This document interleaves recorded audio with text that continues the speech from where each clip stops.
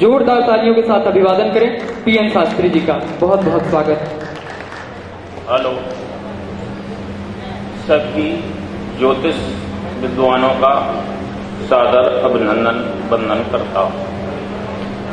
आदरणीय श्रीवास्तव जी, इस कार्यक्रम के अध्यक्ष प्रोफेसर साहब, देखिए आयोजन समिति की ओर से जो आयोजन समिति के अध्यक्ष हैं, उन्होंने कहा कि मधुबनी के डीएम ये जानना चाहते हैं कि इजराइल और ईरान युद्ध के क्या परिणाम आएंगे। दूसरा, श्री माननीय सुनील श्रीवास्तव का सवाल है कि दाम्पत्य जीवन और पारिवारिक बिखराव क्यों इस समय भारतवर्ष में अधिकतम संख्या में देखने को मिल रहा है। तो मैं सबसे पहले श्री सुनील श्रीवास्तव के क्वेश्चन का आंसर यहाँ प्रस्तुत शास्त्र सम्मत और ग्रहों के आधार पर दे रहा हूं। देखिए, दाम्पत्य जीवन के लिए किसी भी कन्या की कुंडली में गुरु की स्थिति देखी जाती है। आज मैं मंगल दोष और के संबंध में भी आप लोगों को बताऊंगा। देखिए मित्रों, मंगल बल, पौरस और पराक्रम का कारक ग्रह है। यदि मंगल बलवान कुंडली में केंद्र में नहीं होगा तो बल और पौरस और पराक्रम से वो व्यक्ति कैसे विकसित होगा। इसलिए मंगल का केंद्र में होना अपने स्वराशि, मूल त्रिकोण राशि और उच्च राशि में श्रेष्ठ माना गया है, क्योंकि मंगल एक सिपाही से डीजीपी तक बनाता है, सिपाही से डीजी तक बनाता है, और मंगल ही एक मतलब जो है फौज में सिपाही से कर्नल और जनरल सेना प्रमुख तक भी ले जाता है। और मंगल ले गया है क्योंकि मंगल को प्रधान सेनापति कहा गया है। अब मैं मंगल दोष का जो हवा बनाकर मानसिक संतुलन इस समाज में जोशाचार्य बिगाड़ते हैं, उसके लिए ये नहीं देखते हैं कि किसी कन्या की कुंडली में गुरु की क्या स्थिति है। देखिए, दाम्पत्य जीवन का बिखराव क्यों इस समय अधिकतम देखने को मिल रहा है, इस विषय के संबंध में मैं आप लोगों से बड़े सहज और सरल तरीके से चर्चा करूंगा।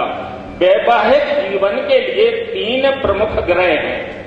पहला गुरु, दूसरा शुक्र और तीसरा चंद्रमा। ज्योतिषाचार्यों की ये विशेषता है कि शुक्र से पत्नी की स्थिति तो देख लेंगे, कैसी मिलेगी, कितनी टैलेंट मिलेगी, शारीरिक ढांचा कैसे होगा, सुंदर होगी, काली होगी या फेयर कलर की होगी। लेकिन जो पति पत्नी के मध्य सामंजस्य बनाने वाला ग्रह, मां का कारक ग्रह चंद्रमा के संबंध में ज्योतिषाचार्य कभी नहीं देखते हैं। कि देखिए, यदि जो मां अपनी बेटी को मोहब्बत देती है, यदि वही मोहब्बत बहू को देने लगे तो दाम्पत्य जीवन में इस तरह के बिखराव नहीं मिलेंगे। ज्योतिष से ये जाना जाता है, ज्योतिष से जान सकते हैं किसी भी की कुंडली में, या मेल की कुंडली हो या फीमेल की कुंडली हो, तो ये जान सकते हैं कि इसके विवाहिक जीवन की स्थिति क्या रहेगी। फिर भी ज्योतिषाचार्य पूछते हैं। अब ज्योतिषाचार्य सिर्फ मतलब जो है प्रावधान और उसका उपाय वैज्ञानिक दृष्टि से नहीं खोजते हैं कि इनका दाम्पत्य जीवन कैसे मतलब जो है सजाया और संभाला जाए और दाम्पत्य जीवन का सफर कैसे पूरा हो, ये ज्योतिष में। अब चतुर्थ स्थान से किसी भी कन्या की कुंडली में उसके धर्म पिता ससुर की स्थिति देख सकते हैं, और दशम स्थान से धर्म माता सासू माँ की स्थिति देख सकते हैं।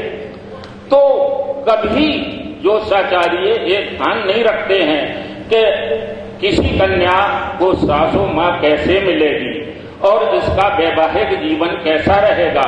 मैं आज चैलेंज के साथ बताना चाहता हूँ, हजारों कुंडलियों में आप देख सकते हैं, यदि किसी कन्या की कुंडली में गुरु कर्क में, गुरु मीन में गुरु धनु में शुक्र या चंद्र से युक्त हो, लेकिन चंद्रमा पूर्णिमा का हो, पूर्ण हो, अगर युक्त हो तो मंगल दोष चाहे जितना प्रबल हो, जीवन का सफर पूरा होगा।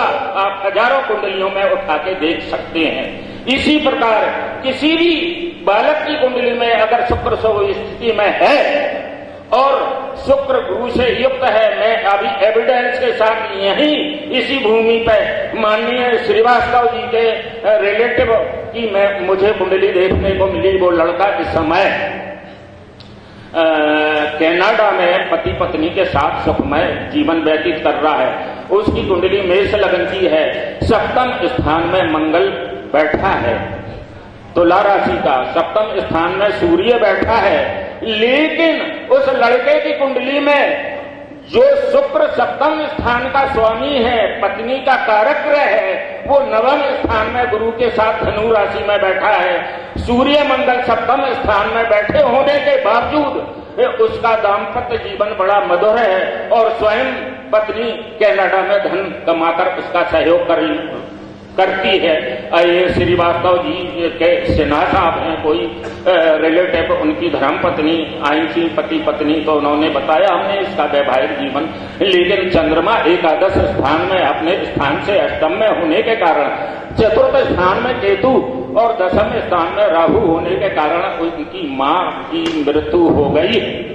मैंने स्वयं बताया जोशी के पास, मतलब यह है जब कुंडली खुलवाने के बाद ये नहीं पूछा जाता है, जोशी ये नहीं पूछेगा कि कान में दर्द है या पेट में दर्द है। जोशी को ये बताना चाहिए कि आप हमारे यहाँ क्यों पधारे हैं और आज आपकी ये प्रॉब्लम है। जोशी स्वयं कुंडली देख के बताएगा, उसे ज्योतिष कहते हैं। ज्योतिष का सम्मान कभी कम नहीं होगा। जोशी को सम्मान की आवश्यकता नहीं है। अगर वो ज्योतिष का उसका अध्ययन बहुत अच्छा है तो सम्मान उसके पीछे पीछे भागेगा, सम्मान उसके घर आएगा। हाँ, अब अभी आयोजक ये कहा है कि संक्षिप्त में रखिए, लेकिन ये डीएम मधुबनी का वो है कि इजराइल और ईरान युद्ध के संबंध में उन्होंने अध्यक्ष जी से कहा कि कोई जोशी आए तो चर्चा करे, और अन्य जोशी भी यहाँ बड़े बड़े विद्वान पधारे हैं, वो भी चर्चा कर सकते हैं। मैं एक और आपको बता दूं, 5 मई 2025 को भारत पाकिस्तान का युद्ध हुआ। 8 मई को मैं टेलीविजन पे गया, यूट्यूब पे पीएन शास्त्री एस्ट्रो डाल के देख सकते हैं। मैंने कहा था 1 सप्ताह के अंदर युद्ध विराम हो जाएगा। 8 मई को टीवी पे कहा और 10 मई को युद्ध विराम हो गया। ये पीएन शास्त्री एस्ट्रो डाल के यूट्यूब पे आप देख सकते हैं। वो टीवी वाला वीडियो मैंने यूट्यूब पे डाला है। अब मैं इजराइल और ईरान के संबंध में आता हूं। ये जल युद्ध क्यों हो रहा है, इसके संबंध में आपको बताना चाहता हूं। देखिए मित्र, इजराइल का उदय 14 मई 1948 को तेल अवीव में 4 बजे PM हुआ। इजराइल की कुंडली कन्या लगन की है। इजराइल का द्वितीय स्थान में केतु, चतुर्थ स्थान में बकरी गुरु, अष्टम स्थान में राहु, सूर्य और बुध नवम स्थान में, और चतुर्थ दशम स्थान में शुक्र और शनि और चंद्र एकादश स्थान में बैठा है, और 12वें स्थान में मंगल बैठा है। कन्या लगन की ये विशेषता होती है कि ये हर कार्य जल्दी में करते हैं। कोई कार्य करने के पहले ये नहीं जान पाते हैं कि जो हम कार्य कर रहे हैं इसके परिणाम क्या आएंगे। द्विअर्थी बातें करने वाले होते हैं।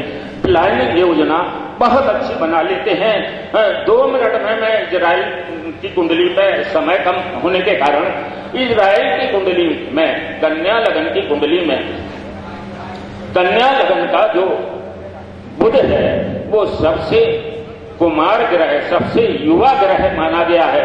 तो कन्या लगन की यह विशेषता है। क्या है यार, नहीं बोलना है तो नहीं बोलेंगे, मतलब यह है केवल इजराइल मैं पहले बता सकता।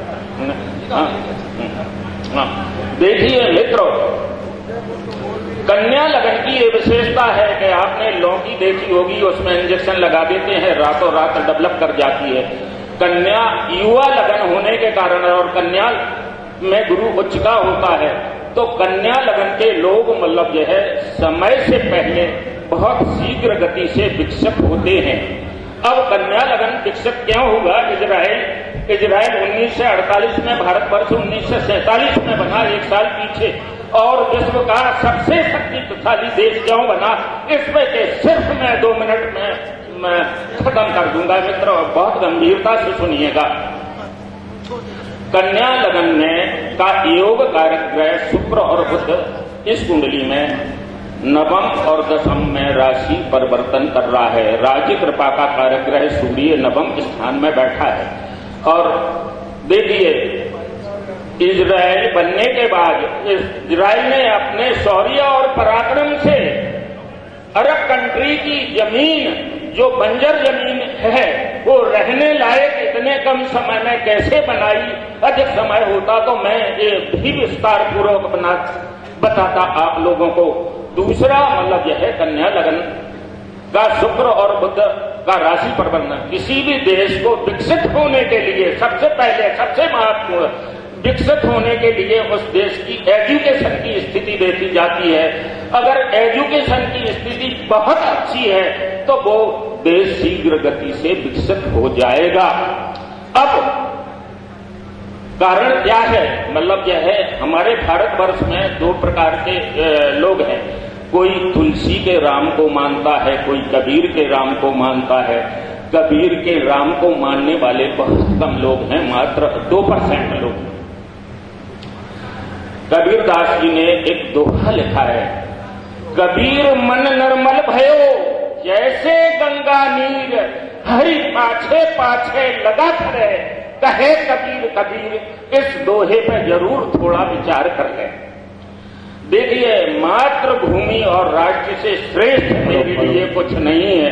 अब मैं मतलब जो है इजराइल टेक्निकल और टेक्नोलॉजी में कैसे इतना विकसित देश बना और आज अमेरिका के समकक्ष कैसे खड़ा हुआ। लेकिन इजराइल का पतन का कारक ग्रह मंगल द्वादश स्थान में सिंह राशि में बैठा है और चतुर्थ स्थान में गुरु बकरी होकर बैठा है। चतुर्थ स्थान से उसकी प्रॉपर्टी, संपत्ति और भूमि और क्षेत्रफल की स्थिति देखी जाती है। लेकिन मित्रों देखिए, मंगल जब कन्या लगन में अष्टम स्थान में मेष राशि आती है, मेष राशि से सर की स्थिति देखी जाती है, सभी ज्योतिषी जानते हैं। जब मेष लगन मेष राशि प्रथम का कारक होने के, प्रथम स्थान का स्वामी होने के बाद अष्टम स्थान में मेष राशि आ जाए तो ऐसी स्थिति में क्या होता है कि जो मस्तक में पैदा होने वाली सोच होती है वो विनाशकारी हो जाती है। और आज उसी विनाशकारी सोच के कारण इजराइल पतन की ओर जा रहा है। अब मैं मतलब जो है मैंने आधा इसमें छोड़ दिया है समय कम होने के कारण। अब मैं ईरान की कुंडली पे चर्चा करता हूँ। देखिए मित्रों, ईरान 1 अप्रैल 1979 में तेहरान में इसका ईरान का जन्म हुआ। ईरान की कर्क लगन की कुंडली है, कर्क का गुरु लगन में बैठा है, शनि और राहु द्वितीय स्थान में बैठा है, शुक्र और केतु अष्टम स्थान में बैठा है, सूर्य और मंगल मीन के नवम स्थान में बैठे हैं, चंद्रमा उच्च का एकादश स्थान में बैठा है। तो कर्क लगन की ये विशेषता होती है। सुनिए, ये कर्क लगन के देश हो या व्यक्ति हो, ये भावुक और कोमल होते हैं। भावना के प्रभाव में बह जाने पर ये अपना भला बुरा नहीं देख पाते हैं, तीक्ष्ण बुद्धि के होते हैं, अन्वेषणात्मक विचारधारा के होते हैं। और आज दोनों देशों की कुंडली में, ईरान की कुंडली में गुरु में राहु की अंतर्दशा चल रही है और इजराइल की कुंडली में राहु में गुरु की अंतर्दशा चल रही है। इजराइल की कुंडली में राहु अष्टम स्थान में मृत्यु स्थान में बैठा है और मृत्यु स्थान का स्वामी द्वादश स्थान में बैठा है। 23 मार्च को जब गुरु कुंभ राशि में राहु के 23 मार्च को मंगल जब कुंभ राशि में मंगल की राशि में आया और 28 मार्च को युद्ध शुरू हो गया। अब इसी पे समाप्त करते हैं। ये जल युद्ध क्यों है? क्योंकि सारे इजराइल और अमेरिका ने ईरान की जमीन और तेल पे कब्जा करने के लिए तो ये जल युद्ध है और जल राशि जल लगन में ईरान का उदय हुआ है। ईरान का उदय जल लगन में हुआ है और जल राशि में गुरु बैठे हैं। गुरु इस समय अधिचारी हैं। तो मैं बहुत कम वक्त लेते हुए आपको ये बताना चाहता हूं, जब गुरु कर्क राशि में 2 जून को आएंगे, गुरु कर्क राशि में 2 जून को आएंगे और छठेश इजराइल के छठेश शनि को मीन राशि में पूर्ण 9वीं दृष्टि से देखेंगे तो जून तक युद्ध चलेगा। ये मेरी इस मंच से भविष्यवाणी है। और 5 जैसे ही गुरु की डिग्री में वृद्धि होगी, इजराइल और ईरान युद्ध समाप्त हो जाएगा। अमेरिका की दादागिरी खत्म हो जाएगी और ईरान की विजय होगी और अमेरिका का उपहास पूरे संसार में उड़ेगा। हे पीएम शास्त्री जी इस मंच से भविष्यवाणी है। हे पीएम मधुबनी को भेज दीजिएगा। कम समय होने के कारण मैं मतलब जो है नहीं तो बहुत बेहतर तरीके से आपको बताता। बहुत बहुत धन्यवाद। हमारे बीच पीएन शास्त्री जी अपने वक्तव्य को रख रहे थे और अब बिना विलंब के मैं इस मंच पर सीधा आमंत्रित करना चाहूंगा हमारे पूर्व विधान परिषद बिहार श्री सुमन महासेठ जी। हमारे आदरणीय सुमन महासेठ जी से आग्रह की कृपया इस मंच पर आएं और हमारे निदेशक महोदय डॉक्टर श्री सुनील महासेठ जी द्वारा उन्हें मिथिला के परंपरा अनुसार पाग दुपट्टा और पुष्प गुच्छ के साथ उनका सम्मान होती है, वो विनाशकारी हो जाती है। और आज उसी विनाशकारी सोच के कारण इजराइल पतन की ओर जा रहा है। अब मैं मतलब जो है मैंने आधा इसमें छोड़ दिया है समय कम होने के कारण। अब मैं ईरान की कुंडली पे चर्चा करता हूँ। देखिए मित्रों, ईरान 1 अप्रैल 1979 में तेहरान में इसका ईरान का जन्म हुआ। ईरान की कर्क लगन की कुंडली है। कर्क का गुरु लगन में बैठा है। शनि और राहु द्वितीय स्थान में बैठा है। शुक्र और केतु अष्टम स्थान में बैठा है। सूर्य और मंगल मीन के 9वें स्थान में बैठे हैं। चंद्रमा उच्च का एकादश स्थान में बैठा है। तो कर्क लगन की ये विशेषता होती है। सुनिए, ये कर्क लगन के देश हो या व्यक्ति हो, ये भावुक और कोमल होते हैं। भावना के प्रभाव में बह जाने पर ये अपना भला बुरा नहीं देख पाते हैं। तीक्ष्ण बुद्धि के होते हैं, अन्वेषणात्मक विचारधारा के होते हैं। और आज दोनों देशों की कुंडली में, ईरान की कुंडली में गुरु में राहु की अंतर्दशा चल रही है और इजराइल की कुंडली में राहु में गुरु की अंतर्दशा चल रही है। इजराइल की कुंडली में राहु अष्टम स्थान में मृत्यु स्थान में बैठा है और मृत्यु स्थान का स्वामी द्वादश स्थान में बैठा है। 23 मार्च को जब गुरु कुंभ राशि में राहु के 23 मार्च को मंगल जब कुंभ राशि में मंगल की राशि में आया और 28 मार्च को युद्ध शुरू हो गया। अब इसी पे समाप्त करते हैं। ये जल युद्ध क्यों है? क्योंकि सारे इजराइल और अमेरिका ने ईरान की जमीन और तेल पे कब्जा करने के लिए तो ये जल युद्ध है और जल राशि जल लगन में ईरान का उदय हुआ है। ईरान का उदय जल लगन में हुआ है और जल राशि में गुरु बैठे हैं। गुरु इस समय अधिचारी हैं। तो मैं बहुत कम वक्त लेते हुए आपको ये बताना चाहता हूं, जब गुरु कर्क राशि में 2 जून को आएंगे, गुरु कर्क राशि में 2 जून को आएंगे और छठेश इजराइल के छठेश शनि को मीन राशि में पूर्ण 9वीं दृष्टि से देखेंगे तो जून तक युद्ध चलेगा। ये मेरी इस मंच से भविष्यवाणी है।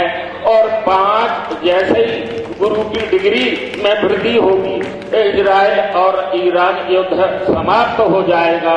अमेरिका की